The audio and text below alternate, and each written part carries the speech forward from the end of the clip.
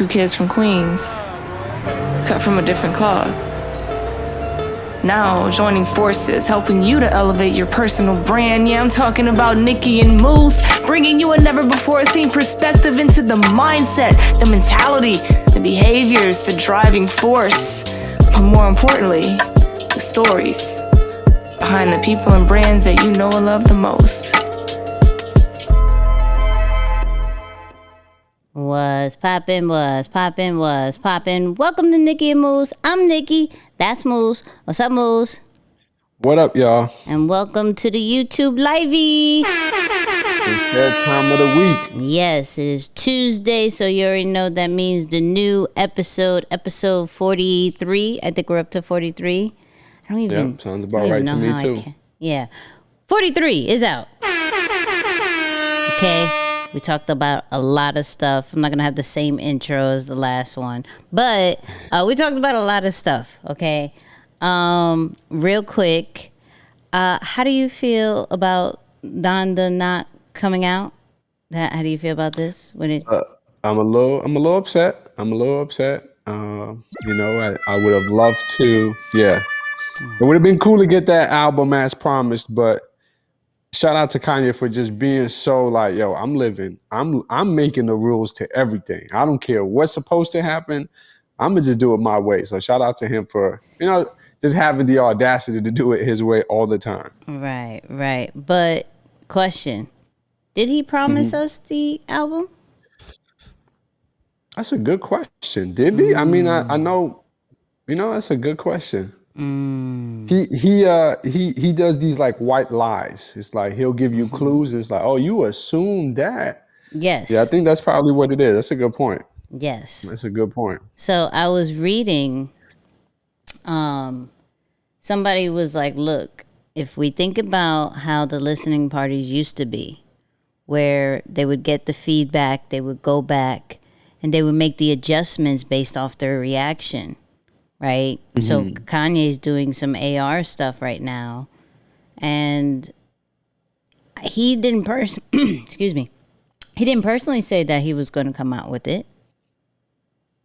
I think media outlets and I think the Dr. Dre commercial, the Beats by Dre commercial did say that it was going to come out last Friday, but I don't think him personally said anything about it.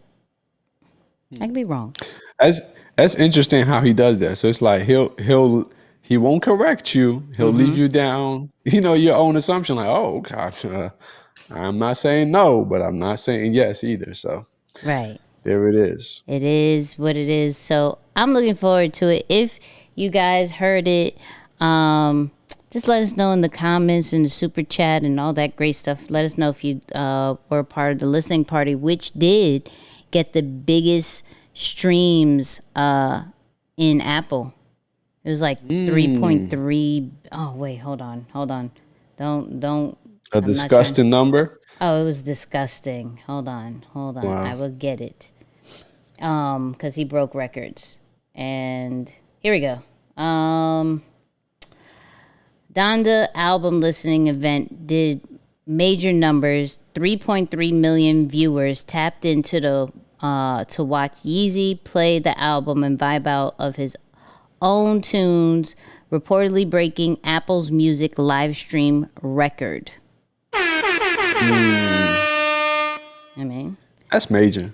That's major. Imagine that, having over 3 million people on your live stream. As you're just walking around in the stadium listening to your own music. It's like, what do you think? I was too. I'm glad you sent it to me because we were, I think we were at the hotel in Dallas at that time. And that's crazy. Yeah, that's crazy. You see what Ronnie says? Ronnie says, is that a flight attendant traits? Shoot, it might be, Ronnie. I like that. I like that thought process. And yeah, I would say it might be. Listen, if you are already confused, why did you bring up a flight attendant? I can't even talk today. Flight attendant. Go to flightassessment.com. Flightassessment.com. That's all I'm going to say. Anyways, what are we talking about, Moose?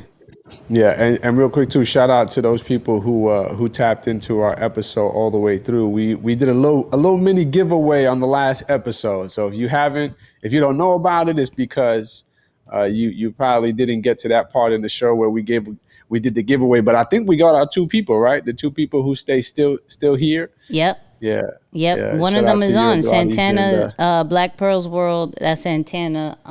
He was one of the winners. So shout out to you, Santana. Amazing. And then whoever, oh man, what's his name? Let me get his name. Ralph sent like this whole message that almost had me like, oh, this is working. This is working. Just in that voice. Man. Just in that voice.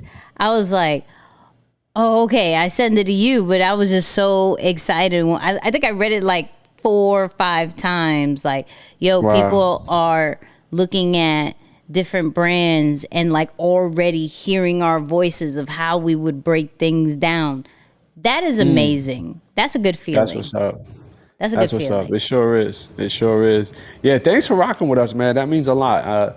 I was joking. I'm like, shoot, I barely listened to anything for over an hour. The fact that you guys stuck around and listened to us, that means a lot. So we appreciate you for rocking with us, man. That means a lot. But yeah, to jump in today's topic, again, we talk about Tuesdays being that part of our show that covers the person in the personal brand, right? Yeah. So for that, we always start with you. We always start with ourselves before we go to other people or those who would we consider the ones in our audience. So I'm kind of thinking about it and I said, okay, well, what is some of these things that stop us from achieving success, especially when you think about anyone who's building a personal brand, getting a business off the ground, even if you're already in business and have somewhat of an established brand, you got to think about it. Like, you're wearing so many different hats. You're having to do a lot of different things. And it's probably not the most celebrated, at least not immediately. And that's why you can see why we're so grateful to have, some people giving us feedback and saying, hey, I'm listening to your voice when I'm watching this, or I appreciate you putting this out. This gives me kind of the energy or the juice to keep going. So with you in mind, I'm thinking like, man, how do people handle the consistent failure, right, that you have to go through to get to success? Right. And then at the same time, and I want to talk about this on the back end of it too, Nix, how do you also handle dealing with success or the fear of success? Because I used to think that a lot of people are just afraid of failure. But then as I thought about it and even kind of questioned my own self in the process, I said, not everyone's afraid of failure. Some people are actually afraid of success. Yes. Like, they're afraid of actually reaching the mark, reaching their goals, reaching their milestone, and it working, and them having to deal with maybe the new person, the pressure of becoming somebody, that they're not accustomed to, or the pressure of having to be available to so many people. You look out, some people look at the camera and they don't see nobody.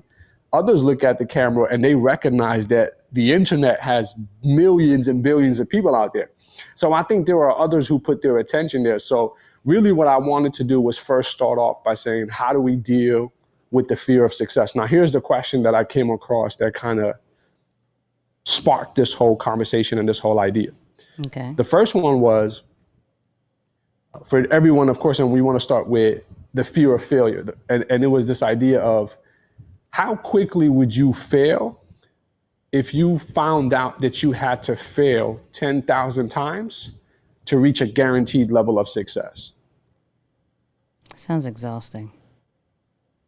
But just think about it. And it might seem like an extensive number, but if you were guaranteed success, it's like whatever that ideal situation is for you. I'm talking about the wildest dream. It's like, how quickly would you aim to fail if you knew there was guaranteed success at the end of your failure? All right, so I kind of wanted to talk about that. It's like, okay, when I think about it through that mentality, how can we approach this concept of failure, right? Like, how can we stop making failure such like the boogeyman, like such a scary thing, and actually start embracing it more as part of our process? So that's what I wanted to kick it off with, Nixie. Let's just kind of dialogue with that. Of course, I always like to start with a personal experience. So I don't know if you've had, a relationship with this boogeyman called failure, or this boogie woman called failure, whatever it is. And more importantly, the fear of, like, yo, I could potentially fail. Right. So, yeah, tell us about some experiences just dealing around that concept. I'll say this. I don't necessarily have a fear of failure, but I am very cautious about the success part. Reason why is because I'm such a social media person.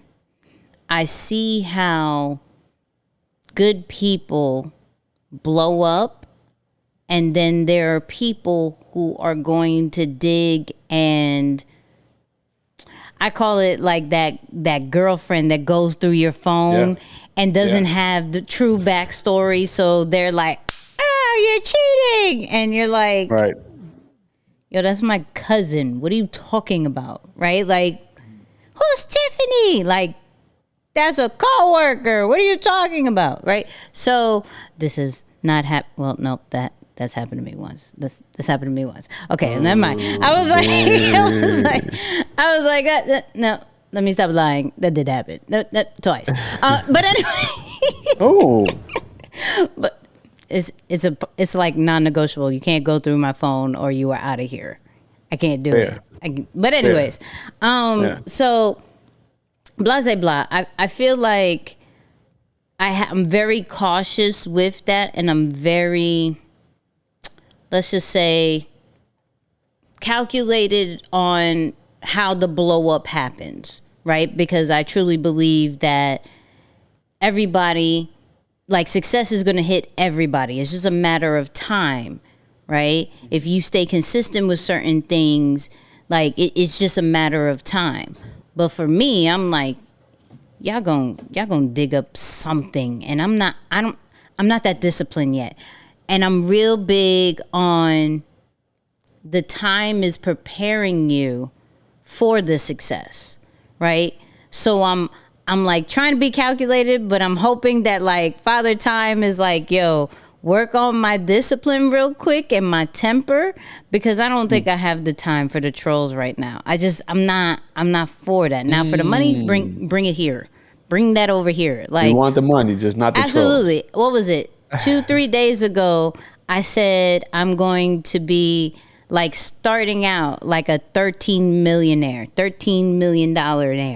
Like, that's how I called it. I was like, I'm not going to say millionaire. I'm going to say aiming for 13, right? So, so the money I'm cool with, right? It's the extra drama that I'm not here for. I'm not, when we're looking at how we were speaking about the Naomi, just give us a check. Just like how Moose said, just give us a check at this point. Right. But how, you're not necessarily prepared for the attention and the critics and backlash and all that great stuff, right? I know my mental right now is not going, Wow. Now, the fail is just part of life. I've gone through way too much to even highlight this moment of failing 17 million times. I just call it life, right? And I learn something every single day, regardless if it's a failure or not, which I never really consider anything as a failure. It's just a big lesson, right? But I think for me, I don't necessarily put weight on failures, because if I do, I'll stay on it, right? I'll stay on, oh my God, how this didn't work. And that's just knowing myself. Like, I'll just change the language on things. I'm very, me, I'm like, oh, this is gonna work. This is great. You're like, did you look at all 7 things? No, I looked at one and I felt good about it. It's great, right? Let's go. So right. I'm just that type. And so if something didn't work, it's more like, how do we fix it? How do we make it work? Everything could work. How do we make it work? even from the situation with beast mode to now whatever this thing that we're creating, right? Some people would look at that and maybe as a possible L. I'm like, how do we fix it? You know what I mean? Is it maturity though? Because I remember a time, not too long ago for me, my relationship with fear, we got history. Fear and I, we got some history. We got history. Fear and I have been through some things. Right. And I just remember a lot of times where fear would literally paralyze me, Nix. Like I couldn't move. Like it's one thing to say, oh, when you go through it and you fail, that's okay because you can get up, dust yourself off and learn from it. Yeah. It's another thing to not even make it to the lesson because the idea of failing simply paralyzes you. And I've noticed that, and just to reference the flight assessment for this, I'm not saying that this is everybody, but if you're someone whose pilot is relatively in that lower quadrant and you're more of an introvert or air traffic control who's really thinking through, then you're overthinking and never deciding. So it puts you in a very bad, unhealthy cycle of having to kind of like replay so many different scenarios because you're so concerned about the what if. You're like, what if I fail? And it's like, so I know it comes with maturity to kind of look at it the way you are or the way you see it now. It's like, it really is a part of life. And you're right, because now as I notice it, it's like, I think I had a completely wrong perception on what life and failure were. I used to think that if you're successful, you never failed, that you were never afraid, that everything you got in your back end is absolutely coordinated and systematic and and when I got involved with more people and bigger businesses and a lot of different types of people, I realized, man, that's the furthest thing from the truth. Yeah. So I don't know who in the chat, who's somebody out there in replay land that needs to hear this, but just know that when you have a reality or a perception that's completely out of touch from reality, you're always going to create these broken cycles for yourself. And the scariest part is that it's not even true. Like it's not accurate information that you're basing your reality off of. So that was my biggest lesson, when it comes to this concept of fear. It wasn't anything about the idea of failing. It's just that the information that I had was wrong. So it made fear and made failure so much bigger than what it was. And it wasn't described, like I didn't define it in my mind correctly. All right. So that's kind of where I wanted to start. Like for a lot of people who are thinking about this, it's like, really check your perception of what that is. Whatever you might be afraid of. Some of us are afraid of different things. Some of us are afraid of commitment. Some of us are afraid of trying. Some of us are, there's a lot of different fears. But I think check your perception around how you label it. I think you're going to say something. Yeah, go for it. Yeah, so I kind of look at it like we've been failing for a minute, though. Legit. Right? So little things, and I think it's just the energy we put towards failing. So, like, for anybody who does get paralyzed, like, let's bring it back all the way to you starting to walk, and you fell several million times. We don't necessarily put too much of saying, oh, I failed so many times. We looked at it like, we finally walked. We finally went to the potty. Yes, I say potty. We've like little things like that. Like how many times was that mistakes happen? We broke, like we sprained our ankles, this, that, and the third. But then other things we put so much energy on, and we're saying it's a fail, it's a L, da da da. And I'm like, what's the difference between falling on my face mad times and maybe losing a couple hundred to maybe thousands or whatever? Like, what's the difference? I'm still falling on my face. At the end of the day, I still learn from it, and I get what I was supposed to do. Yeah. And I actually have an answer to this. But for those of you who are listening who really don't connect with this part of it right now, listen for the sake of the people you help or the people you aim to serve, right? Because there is somebody out there that is in your niche audience or in that population that deals with this to such an extreme level. Absolutely. And the fact that you don't understand them is the reason why you'll never reach them. So that's why when we wrote the email sequence, I literally put in there that when you become friends with fear, you connect with more people. And that's what I meant by it. Because once you understand what someone's experience is like, it immediately becomes easier not only to reach out to them, but to also walk them through that process. So I think the beautiful part about it is that when we are younger, and I love that you use that example because that's something we used on Wall Street, actually. I remember having a manager on Wall Street that in some of our morning meetings, he would remind us to be the baby. Right. And it was that exact example that you use, like a baby when he's trying to walk, he tries many, many different times to crawl, get up, falls, tries again. Yep. The beautiful thing about it, though, is that what makes the baby realize it's possible is that they're seeing other adults walking around them. What up, Vaughn? Shout out to Vaughn. They're seeing other adults walking around them. So the possibility of what I'm trying what I'm trying is definitely possible because this is not the norm. Like I don't see the adults, the people that pick me up and do all this stuff. I don't see them crawling. Right. I see them walking. So I want to do what they do. So I think what blesses us, and I truly do believe the Creator helped us and made it this way for a reason, is that we're not smart enough to look at our fails or our failures as failures when we're trying to walk as children or as babies.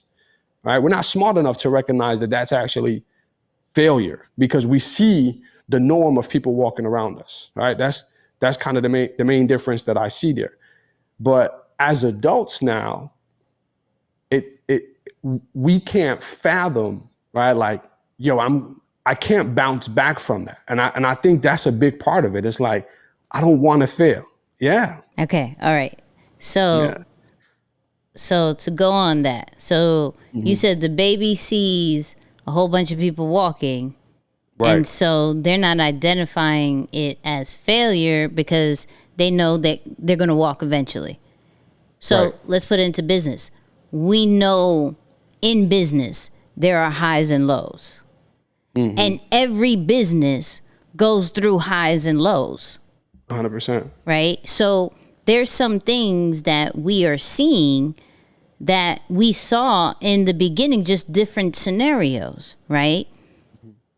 I still think, and come back at me with this, I still think society has a lot to what we think is a fail and what is actually just a process. Yeah. Right? Yeah.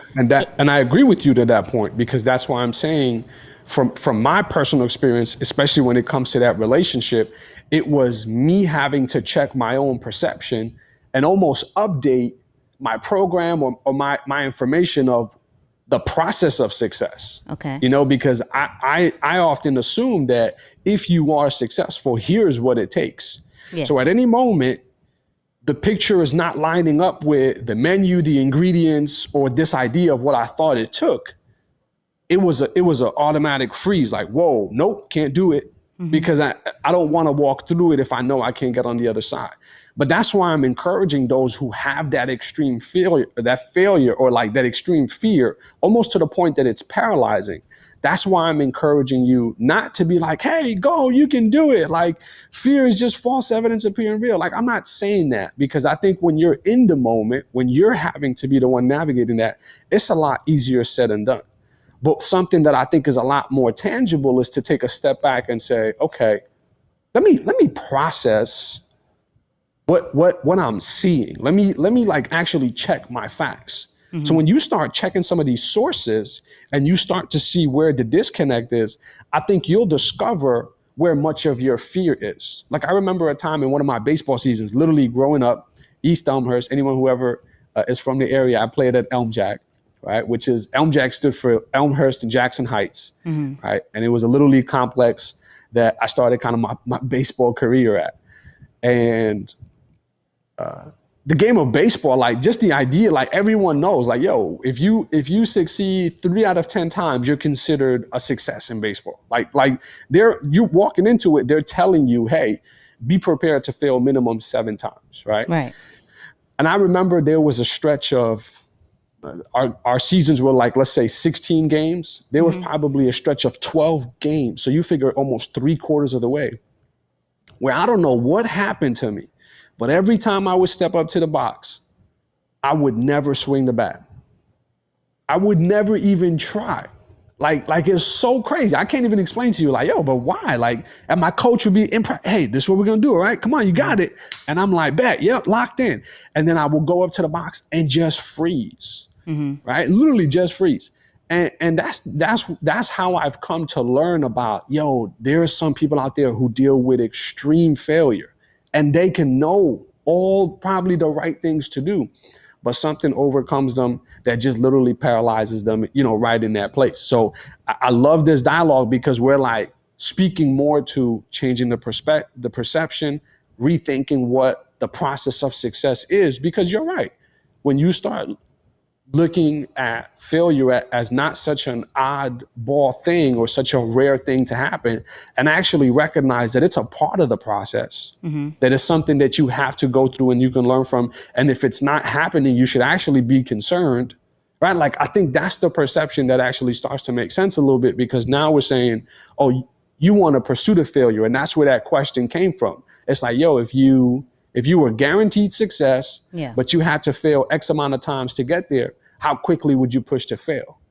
So it's like things like that almost push you to change your relationship with success in a way. But you're looking at me kind of funny. So go ahead. Tell me what you got. Because I have a thought, right? Okay. Yeah, I see it. So I think it's important, and I think that's why I'm super big on community, with the whole surrounding yourself with other people that are falling on their faces. Prime example. Shout out to my mom, like I always do, because she's watching. Hey, Mama Nikki. I'm a whole half black, half Puerto Rican that can't speak Spanish. Now, in my younger days, you couldn't tell me I was full blown Puerto Rican. I had the Puerto Rican flag everywhere. You saw my car. It was a Honda Civic. It was a typical Puerto Rican out thing. You looked at my bed sheets. But the reason why I still to this day do not know, can't speak it. I can read it. I can understand it. All that great stuff is because I'm not surrounded by it. So I doubt how I sound because there's nothing to listen to. And shout out to all those people that's like, oh, watch your novelas and blah, blah, blah, blah. No, then I can understand it more. Thank you. Right. Appreciate you before you even come in these comments. But I'm just saying, like, it's you are then in your head failing on your face by yourself. Yeah. And so you look at it like, oh, that's an L, right? Or just an acceptance of, okay, I'm just not going to speak Spanish, right? Whatever, right? But if I was surrounded by it, like there's ISIS, there's this chick that literally moved to Mexico so she could be surrounded by Spanish so she can learn it. Wow. Right? Who's this? ISIS. Okay. Remember? We did I know exactly what you're talking about. So, but that's because of community, right? So if we're looking at certain things that we are trying to be successful in, right? You have to surround yourself so it doesn't feel like an L. Like I literally was like, okay, it's time. I gotta get a tutor. I gotta get something. I gotta make it something that's an every single day thing for me, so it doesn't feel like a complete L, right? I see you, Santana, in the comments, speaking all Spanish, and I just said I can understand it. That's great. But anyway, but I'm saying, like, for anybody who does have that fear, right? It's just a matter of now of accepting that you need to be surrounded by other people who can either help you get you to that next level or who are just falling on their face with you. Yeah. Part of that, like I think of when you talk about environment or community, I think of it on the flip side of it from a business context. It's more so also about a team, right? And I've always encouraged team leaders to almost reward failure, right? Because if you think about it, like in how most traditional businesses are set up, you're compensated for doing things right. Yeah. So we can focus on that, sure, and that's part of it. but you also got to think about how is the things that I'm rewarding creating a false reality or false perception for a different side of it. So if you're compensated for doing things right, then I'm almost encouraging you not to tell me when you do things wrong. Right? Like you kind of highlight, like, I don't know that I've ever been in an environment where someone's like, hey, I messed up. Woohoo. Like I messed this. Right?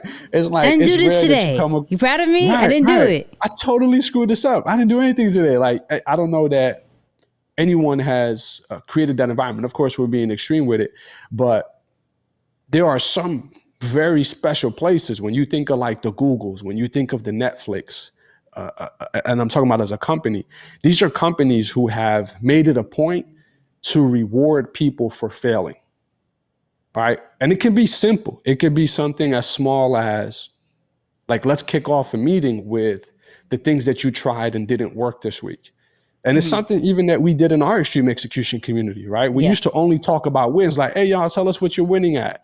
And then we did surveys at the end of the year last year, and somebody literally came up with that. It's like, hey, it actually feels a little bit, I don't want to say fake, but it feels a little superficial because we only talk about wins. And there's some of us who feel like, man, I'm terrible, like I never win, but we don't feel like there's that real human element to it because we don't get to talk about some of the lessons or some of the things that we failed at.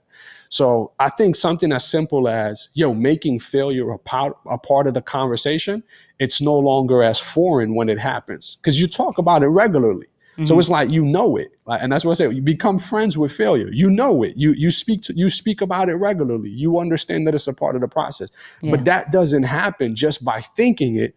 That happens through actual practice, through starting off community conversations with things like, here's the things that I failed and I've learn from. And these are some of the adjustments that we talk about. Never saying highlight your failures. Like, don't go out there and celebrate, like we talk about, Nick, I didn't do anything today. Like, that's not what we're saying. But hey, if you attempted to make a move or something and it didn't work, talk about that. Study that. Don't like sweep it under the rug and run away from it as if it didn't happen, because the behavior, the habit that you're creating within yourself around the idea of failure is actually not helpful. It's not one that's going to help you embrace the process and some of these things that we've talked about. So just to add to your point around your environment or your community actually makes a big difference when it comes to embracing failure. A big part of that is also making it a part of the conversation. Let's see what BUTV said. Go for it. Yeah. I think it's just a matter of reflection at that point. I think to Moose's point, rewarding failure encourages growth without the added stress that failure tends to bring. Fail enough, you'll get it right through practice. I think it's just reflection. I think if you look at any type of like planner, they have like objectives, like tasks, all that stuff, and then they have a section of reflection. Right? So more of like, what can be improved and things like that. So you go look back at all the things that you didn't accomplish, right? But it doesn't say failed. We nicely say reflections, right? And I go back to what I said earlier. It's all about the energy that you put towards it. So reflection sounds so much better than what did you fail at today? What did you not do today? Right? And even if you say that in an open conversation, like, all right, let's talk about the wins and let's talk about the stuff you didn't do. Let's talk about it, right? Even if you put it super light, it's like, I still don't want to talk about it. I don't want to do anything about it, right? But if you go, let's reflect at the end of the day some of the things that happen, right? And people will just probably problem solve on their own. I think that's a different approach. And even on a personal level of what are my reflections for today, how can I adjust, is way easier and way smoother than just saying, all right, would I take an L on? All right, I took it, because it's almost like an acceptance. Like, all right, I failed. And after hearing that over and over again, you're going to instantly think that all you do is fail. Especially if you make that one of the first things, because I know people tend to look at the bad more than the good. So you could do 100 million things, but if you didn't do this, that's all you're going to highlight. Yeah. Yeah. So. Yeah, no, that's real. That's real.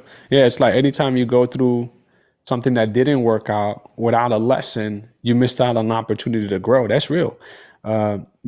Because there is a reason why it didn't work. And again, your relationship, your idea of what it is and how you deal with it, it's going to help you at least spend some time trying to like, yo, what happened here? Like, why didn't this turn on? Why didn't this, flip when I hit the switch? Like, I think if we were to even come up with this concept of being curious, like I remember when I started, and it's crazy when you think about it on the other side of it now, when you think about some of the things that you did that led you down the path of success, and you start to wonder like, yo, what helped me become successful in those areas?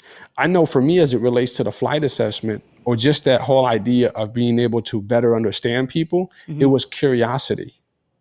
Like I never stopped that when someone told me, hey, this is that. Right. I was like, but why? And not to play that 5-year-old, game of asking why 7 times, but I just wanted to know, why did X create Y?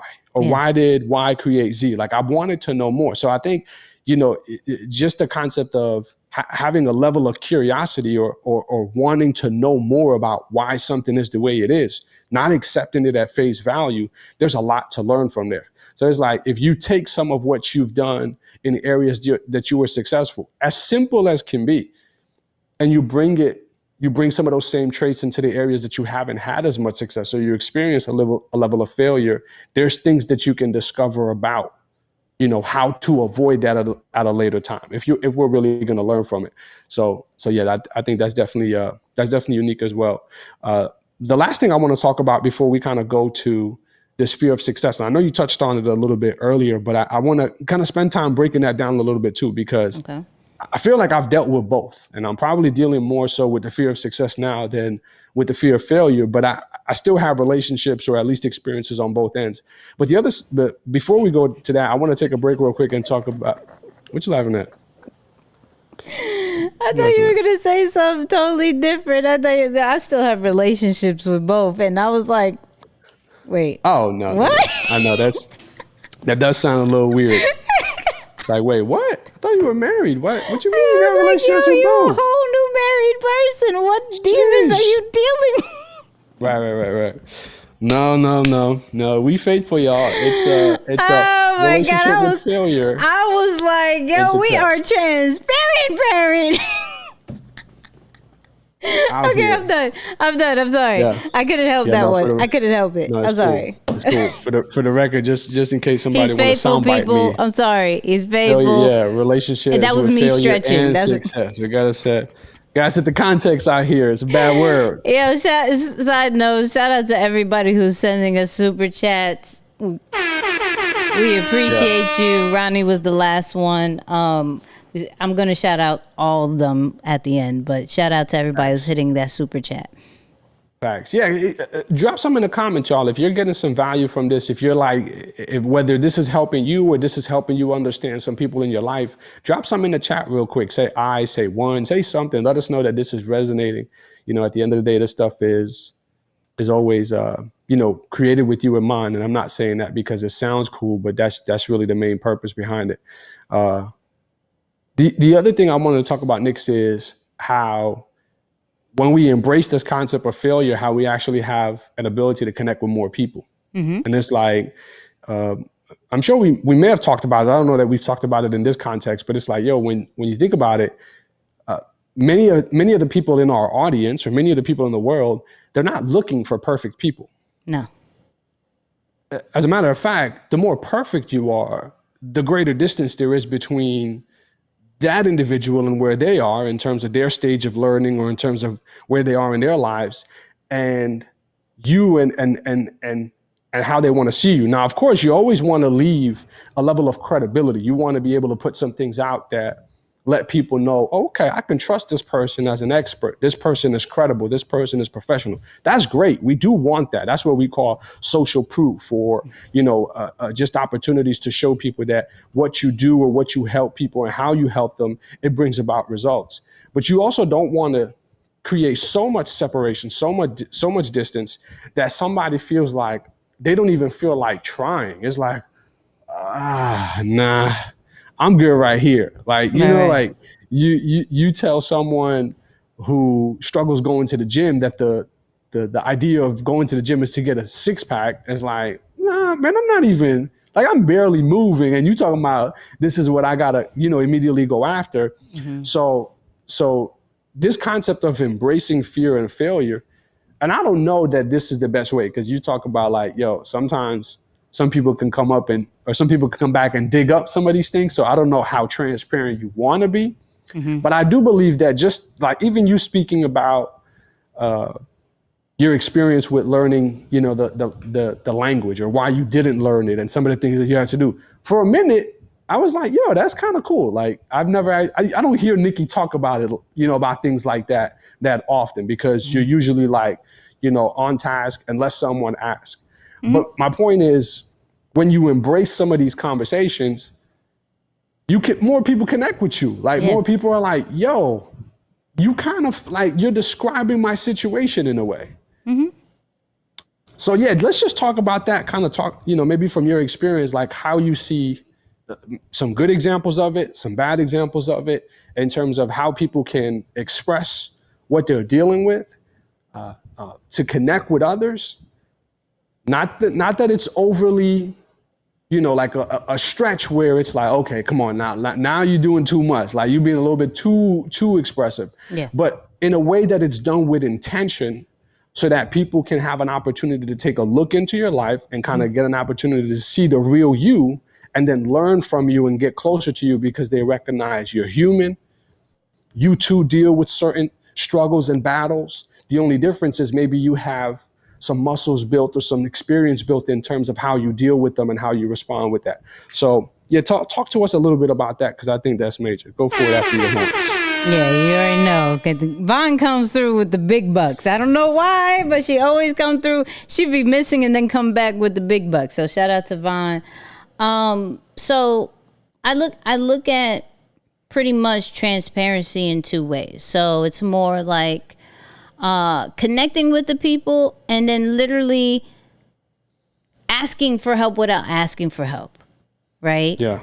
So when you are being transparent about just certain things in your life, clearly with boundaries, or you may not have any kind of boundaries when it comes to your brand, right?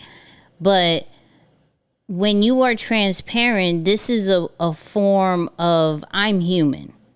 Like, we already expect our brands to somewhat seem elite or above. Not saying that we are, but one level up compared to some who are looking at our brands, right? And so instantly, because you're posting, you're already one level up, right? Because you started a business, you're already one level up from those who haven't, or who has an idea and things like that. So there's already a disconnect, even if it's small. So you being transparent about the journey, you being transparent about some of the feelings that you have, some of the failures, right? It makes them feel as if they can do it too. It makes them feel like you don't have it all together, and that's fine because you're human. And so I was looking at you like almost superhuman. Like, you can't do no wrong. Like, you have it all together. You have all the, the savings. You have all the cars. You have all this great stuff. And I look at you as goals, but I don't look at you as a person. That's a problem that I have. Like, and when helping people try to figure out their brand, I understand the whole marketing kind of vibe of having a certain kind of lifestyle and looking like you have it all together in the connection of marketing yourself to make more money. fully understand that.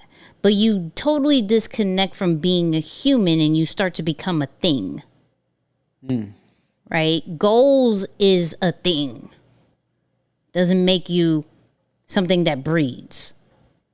Like, I don't understand why that was something that you wanted to aim for. However, the second part of it is by you being transparent about some things, like shout out to Ashley if she's still here. I've been very vocal. I am not a detailed person. I've been working on it, but I will never be a full-blown detailed person, right? I will never be about full-blown systems. I will not acknowledge it. I will put effort towards it for a season, but that's not my thing. Keep me in my thing. And me expressing that has brought in people that has helped me with some of my limitations, right? One, to connect with those who also have that problem, but two, to allow those who are willing to help and who want to come into your life and be like, yo, this is my thing. You go do your thing, help me with that, and I do my thing and I help you with that. And that is perfectly fine. I think what happens is we fear transparency because we fear what people may say. We fear what may happen if the real story may come out or you don't look perfect and things like that. At some point, it has to really be about the why. As cliche as that sounds, it has to be why did you start, and not allow the distractions of anything else stop you from being transparent to those that you started this brand, content, business, whatever it is in the first place. So I get the whole, like, I don't want to necessarily be too transparent, and there's fine because there's boundaries. There, you could literally be as transparent as a whole reality TV show, or you can not be super transparent. I say at least 5% transparency. It can't be zero. Give 5%, right? But anything above that is great. But there has to be a level. If you are a person, prime example, and I was going to use this on my live, but we'll talk about it here. Instagram. So I don't know if you've seen on the Breakfast Club today, the head of Instagram, I forgot his name, Adam something, it starts with an M.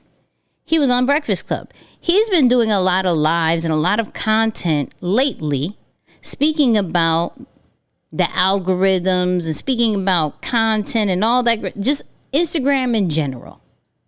Putting a face and transparency to a social media platform that normally doesn't get that.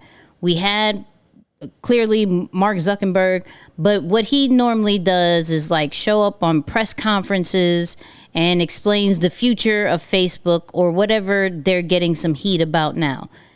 Yeah. He is starting to be more active and in your face as this is Instagram, but let me be the face and let me really give you the backstory and the transparency that we don't really have it all together, which is making people connect with Instagram more and being more excited about certain features with Instagram. And this is a whole product.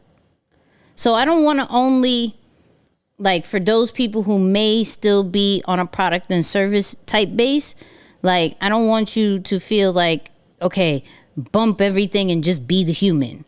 Like, they made some changes to where a human is literally interacting and being the voice of something that normally doesn't have a face or a pulse. Yeah. And now people are like, I feel a little bit more at ease because we have somebody to answer these questions. We have somebody to be transparent about the system. Right? And so when we look at it like that, from something that never had a voice, never had a face, and we assumed what we assumed, right? Now people are connecting and feeling safer on Instagram, maybe more than those faceless other social media platforms. Yeah. No, that's major. That's major. Yeah, I love it. I don't even. This is one of my favorite parts of business, right? It's making something that is typically, whether it's a transactional experience, it's very operational, it's very industrious, and starting to create some form of human element to it. All right, it's like, yo, how do we not just enrich the experience and make it fun, but how do we literally resonate with people, right, in a way that they start to feel like they're dealing with the best version of themselves, or the person, like they're dealing with the person that they're becoming, in a sense, right? Like that idea behind it. So it's like one of my favorite things to talk about. But yeah, I will say, just for those of you listening, man, be careful not to chase the shiny object. All right, there's a lot of new trends. Like that's the whole idea. Like with seasons changing, trends are going to change. Yep. But if you're tempted to run after that next new thing, you never really get to carry out or live up to your day ones. So people will often lose trust because it's like, yo, well, how do I know you still going to be here, still talking about the same thing when I need it? And you have to be okay with that also, as someone who's looking to create a platform, because the people might not need what you have every single day of the week, but at least be consistent enough for them that they know, like, hey, if I have this type of challenge, I know I can come to this person and their voice, their sound, their content, their information is going to get me through. But if they come back for you and you're onto something new, right, that's one of those things that kind of like leaves people a little bit hopeless, or they're not sure what to expect from you often. I'm not saying don't innovate, always upgrade, especially if you have the opportunity and the resources to do so. But I'm just saying, don't chase the shiny object because it's something seems like it's cool and trendy, and you leave the foundational thing. That's another big part of when we talk flight assessment. That's another big part of that assessment when we talk about step one is awareness, step two is authenticity, right? Like really having that courage to stay and stand your ground despite of what's shifting around you. Just a couple minutes, man. Maybe we could talk about the fear of success real quick, because it's a different side of the spectrum now. It's not that you're afraid to not be able to do something, but it's more so being concerned about the repercussions or the extra baggage that comes with being able to do something so well. You know, and as I'm like just taking notice of what's happening in the world, I'm hearing more and more people starting to, maybe they're not prepared for the success, but they're just kind of coming out and saying, yo, no, I'm good. Like there's the Olympic gymnast from Team USA, Simone B, who stepped down today, you know? And I'm not saying that it's a fear of success, but definitely there's a level of success that brings things to you that you didn't anticipate. It strips away the fun, it strips away the passion, it strips away the energy, so much so that it's like seeing her, and I was looking, as soon as I saw that come up today, I started looking like, man, I want to see what she said. Like I want to see the interview, I want to see her reaction. And there was a small clip of just her talking to her team, but it was that idea of like, yo, is the stage getting too big? Like how do you hold on to the ingredients that helped you feel whole and excited about what you're doing, never letting it get to a point where it's like, yo, this stuff is so overwhelming, I'd rather just back out. I'd rather just walk. And it just goes back to there's certain things that you're never really going to be prepared for. Like if we talk about, you know, Simone, she literally said it's the pressure, right? I was listening a little bit to the interview, and she was like, yo, this is just a different year. Like there was no audience, you know, it was trial after trial after trial, you know, after a while, what people are expecting from you, and it just gets too much, right? And definitely from a mental standpoint. Now, I was having a conversation, and one of the things with entrepreneurs is, some people struggle sleeping at night, wondering if payroll is going to be fine. Right? You're now having the responsibility of not just your life, but other people's lives. Right? You don't know if that they need that check to pay rent or mortgage or to feed their kids and things like that. And so that kind of pressure, doesn't necessarily get talked about. Right? So when you reach a certain kind of level and you're there, and then you're experiencing it, you're like, you know what? Oh, or you may have somebody who's up there and you see what's happening and you're like, oh no, I'm good. There was this when I was in the Navy, there was this one guy. So there's clearly different ranks, right? He was in for, God, I don't know, like 16, 17 years. He should have been way further. And he was just on kind of like a mid-level. And he was like, no, I'm good right here. This is like the perfect rank. And I'm like, why? And he's like, because you don't have that much responsibility. You can still like live your life and be good, still get a good amount of money, but you living good. And it really goes based off what do you have goals for, right? What is the ultimate goal? So preparing yourself, not just saying, yo, I want to be a millionaire. I want to have this, that, and the third because it sounds good and people tell you to do affirmations and things like that. When you say something, what is your level of preparation? Like, are you getting information on what that really does take? Yeah.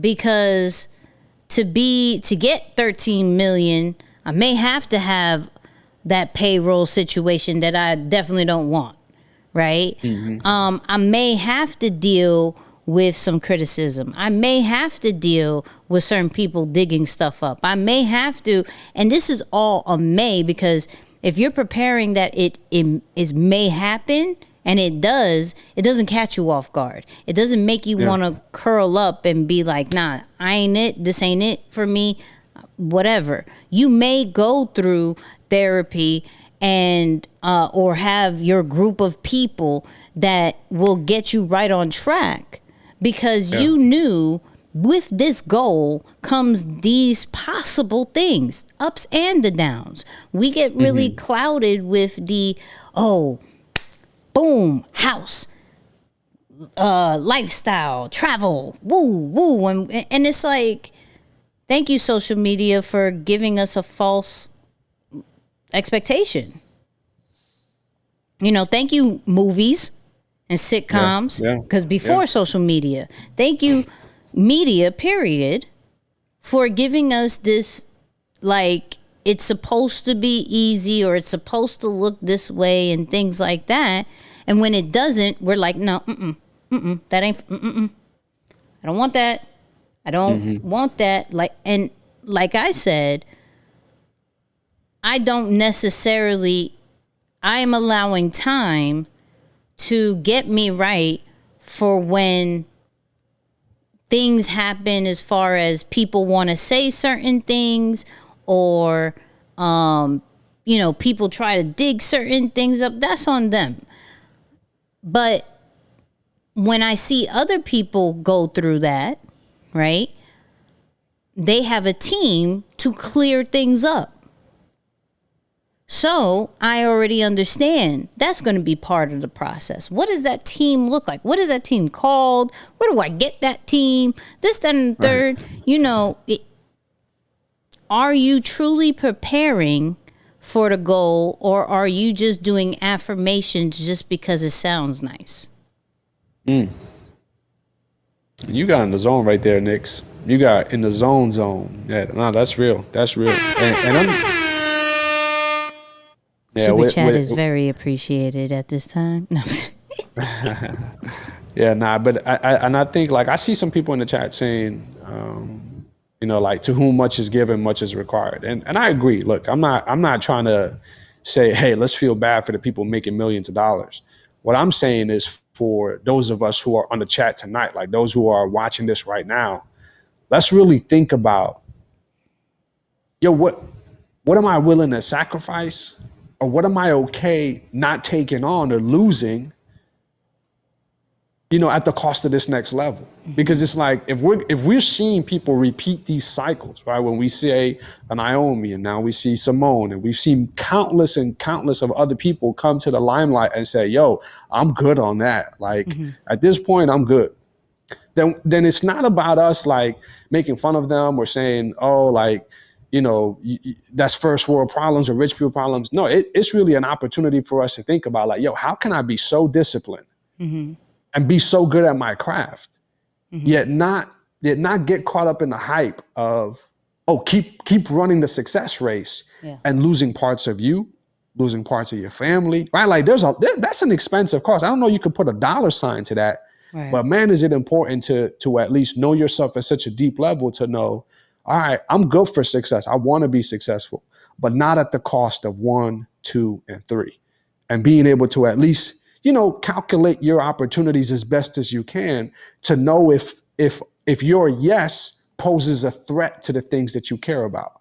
If you say yes to something, but it poses a threat to the health of your relationships or your family or your own personal health, then maybe it's not what you're after, and it's a personal choice. And I think that's why, as I think about like, social media, there was a time, man, 6 months ago, I couldn't spend no time on social. Like I don't know what it was like. And I used to be into social media. I love social media. Yeah. But then I got into this funk where I was just like, man, and I don't use the word hate often, but I was hating what it was becoming. I was like, yo, I'm just so tired of what it's turned out to be. Hold on. You see this person on the screen? Random thing. When little Nicky used to do karate. Wow. That was the instructor. That was wild. Hold on. Is that the stance? Wow, that's amazing. Get out of here. I don't even know what fake Bruce Lee you did. Yeah, I've never did karate. You're right. My bad. That threw me off. Anyways, that's go awesome. ahead. My bad. That's awesome. What would you call him? Sensei, right? Sensei, I think that's the proper term. I don't remember. All right, cool. Thank you, John. I was like 5. Yeah, fair enough. I mean, it's common language. It's all good, It's a part of the game. Anyway, Go ahead. 9:02. Yeah, no, man. Hey, we're past our time. I gotta be respectful of people's times.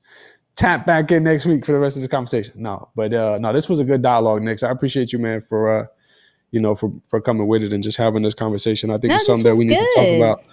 Yeah. So this was really good. Shout out to Nick, who was blowing up my phone saying that I haven't talked to him all day. My bad. I'm sorry. Sorry. I don't know what to tell you. Okay, so do us a favor. Listen. First off, take a screenshot that you are on this live. Okay, let's celebrate you. Take a screenshot. Say you're on this live. Get people more on this live and getting to know more about the podcast and everything like that. 2, make sure you listen to episode 43. Okay, came out today, so catch up. Is a whole vibe. The All Access Squad new audio is dropping tomorrow. The full video is dropping tomorrow. A lot of things are happening tomorrow, okay? But next Tuesday, what's next Tuesday? Hold on. Yep, okay. So next Tuesday, we're going to be celebrating my birthday on live. We'll be celebrating Nicky's life on live. Yes, pretty much. So next Tuesday will be my birthday. I will be on live. We are not skipping a live just because I may be out of the country and it may be my birthday. It may not, whatever. But we're still here. So I just got to pack everything. It's all great. I've just really realized that. But we'll be live on my birthday. Everybody come celebrate with us. And that's it. Anything you want to say, Moose? Anything you got? Oh man, thanks for rocking with us, y'all. I really appreciate it. it's always cool to be able to share these conversations with y'all. So yeah, no, I'm excited. Enjoy the rest of the weekend. I'm excited to be celebrating your birthday somehow from virtually, virtual birthday party.